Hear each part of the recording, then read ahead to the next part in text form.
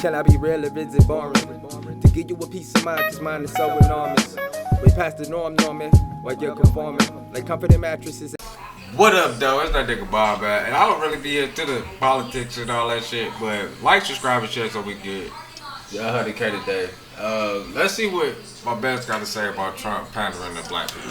And that pandering to black folks. Did y'all notice Trump ain't say a word about Juneteenth this year? This is the second year in a row since Trump got reelected that he has ignored the Juneteenth holiday. But when Trump was president in his first term, even though it wasn't a federal holiday yet, Trump recognized Juneteenth every year in his first term. But that was just a pander for the black vote. And then to pander even more to the black vote, in 2020, Trump said he would make Juneteenth a federal holiday if he was reelected. But then Trump showed his true colors when he lost to Joe Biden in the 2020 election. And in 2021, Joe Biden made Juneteenth a federal holiday. After that, for the last 6 years, Trump would never celebrate Juneteenth again, proving he never gave a shit about Juneteenth.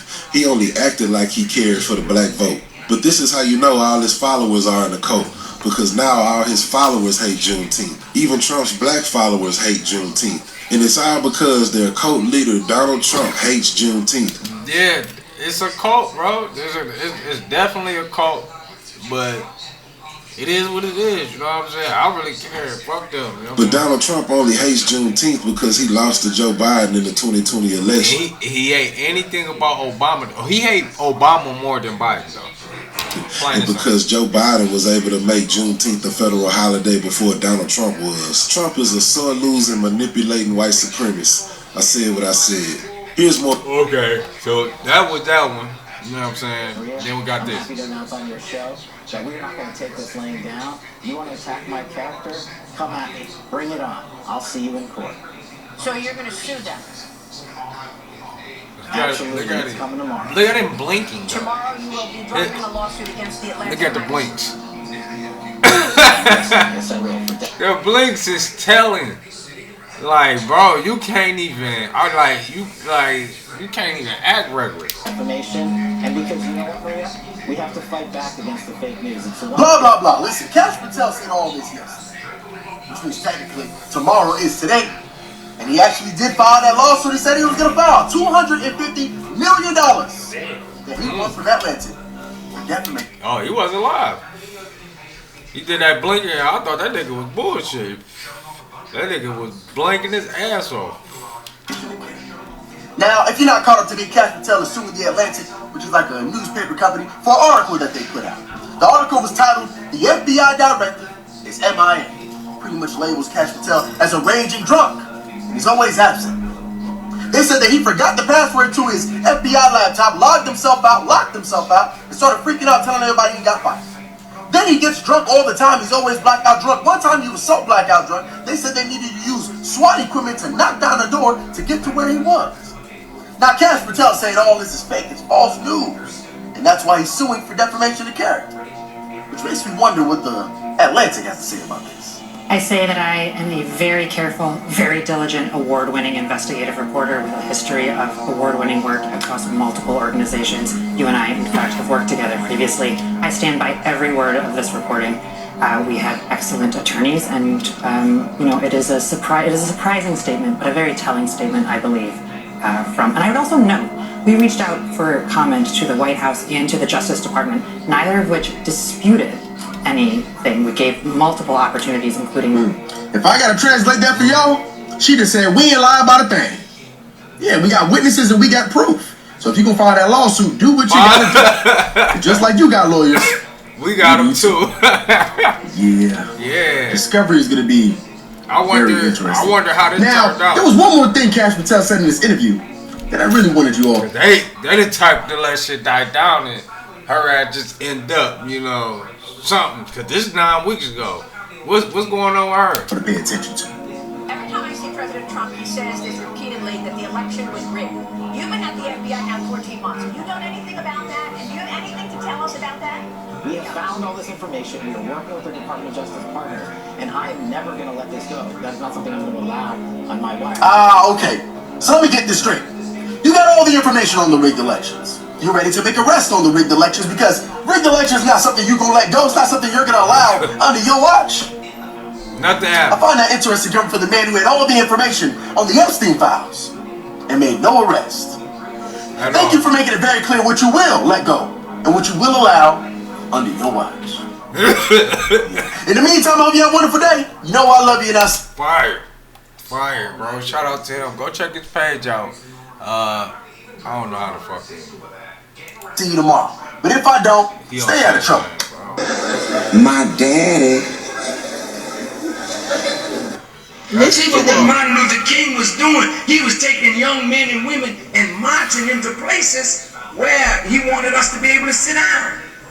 But Elijah Muhammad said, don't go where you're not wanted. That's what I feel. If they don't want you in their restaurant, why bother? Get on the south side and build some just as beautiful as they got on the north side and go to your own restaurant and spend your money with... It's also out of fear that I think it didn't do that. You know, because we already seen what they did in Tulsa. We seen what they did in various places throughout America. You know what I'm saying? And I'm just saying it from a perspective of a person that probably was living at that time. Like, yeah, we gotta find a way to, integrate. Because if we try to build our own, they just gonna blow that shit up. But if we got them inside the community, they're gonna be less likely to fucking blow shit up. Your own. Now you may say that Elijah Muhammad was wrong, but the moment we could go to the white man's restaurant, all our black restaurants closed down. The moment we could sleep in the white man's hotel, what happened to our hotels and our motels? Did they close down? What happened to black economics? It nearly died in the South because integration put the money in the white man's pocket and took... Yeah, and that's the sad part right there. The integration do that part. Racism, them being on that bullshit, it unifies us, which is sad. But in the same sense, integration, it destroys us too. Because we ain't meant to really be with them. And I don't mean on no racist shit, okay, I heard it from somebody, I forgot who said it, but the most dangerous place for a black person to live is inside the minds of white people. And shit, society proves it. Society proves it. It's like, there's no lie in that statement. Get out of the black man's pocket. Talk to me. Yeah, we gotta get our pockets right, but I'm gonna just leave it at that because it's gonna be too long. Man, it ain't gonna too long. We had 7 minutes. If you're not working, like 11. And every time we 10 minutes. And every time we created something big, it was destroyed, burned down. Like what? Yeah, Wilmington, North Carolina. And this him talking, like in this particular video, I seen it before. I didn't like that they weren't.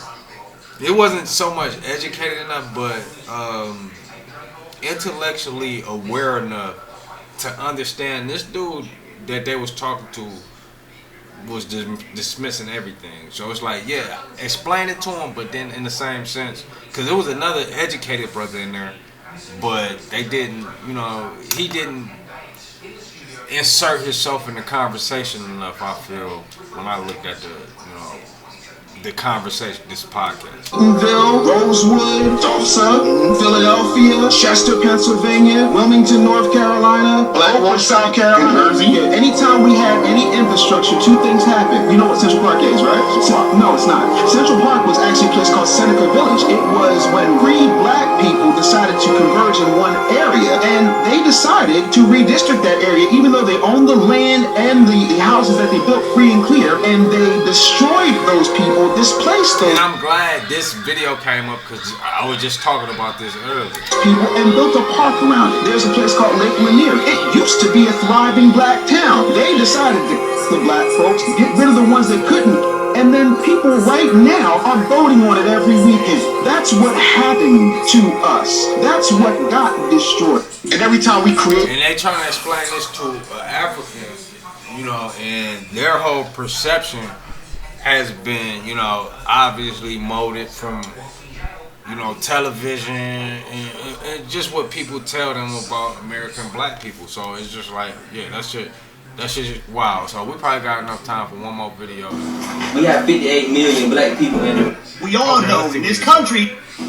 We have 58 million black people in America. If we all donated $1 a month, that'd be. They put their money. Yeah. You know how easy it'd be to come together and say, let's build some black schools, black banks, black hospitals. You ain't need nobody for nothing. All we need is people to manage this money, even if we don't. And I understand where this brother coming from, but that's unrealistic.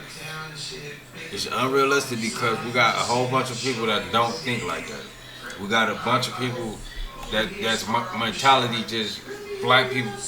They black people, but they hate black people. Like we all know in this country. And he got a whole audience of not just white people, but black people that think like that. Dude from Detroit like that. So we got a couple agents against us. We all know. We all know in this country, this giant population of us. I deserve to be black. I listen to too much black music. Yeah, you do listen to too much black. I'm Jewish and Irish. I wish I was black. Every white Jewish guy wishes he was black. You're black, Filipino, and Mexican. You're half of daddy and half of mommy. So you're half of what daddy is and half of what mommy is, right? Why are you so upset about it? I want to be all black. This is white people hair. What does that mean? It means that this hair is white. You are a white person.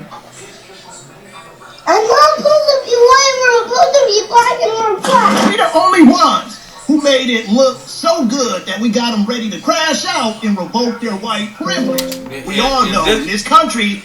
And this what racism really is. It's a deep